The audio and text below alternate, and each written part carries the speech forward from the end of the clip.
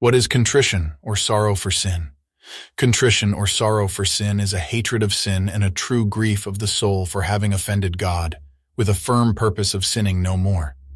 What kind of sorrow should we have for our sins? The sorrow we should have for our sins should be interior, supernatural, universal, and sovereign. What do you mean by saying that our sorrow should be interior? When I say that our sorrow should be interior, I mean that it should come from the heart and not merely from the lips. What do you mean by saying that our sorrow should be supernatural? When I say that our sorrow should be supernatural, I mean that it should be prompted by the grace of God and excited by motives which spring from faith and not by merely natural motives. What do you mean by saying that our sorrow should be universal? When I say that our sorrow should be universal, I mean that we should be sorry for all our mortal sins without exception.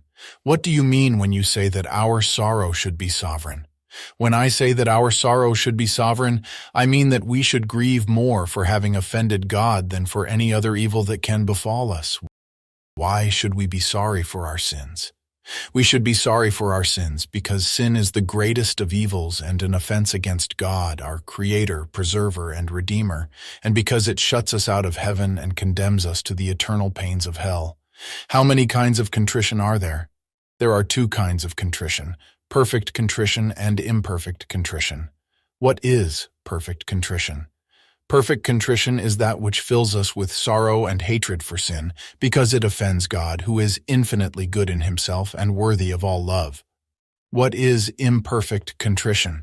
Imperfect contrition is that by which we hate what offends God, because by it we lose heaven and deserve hell, or because sin is so hateful in itself.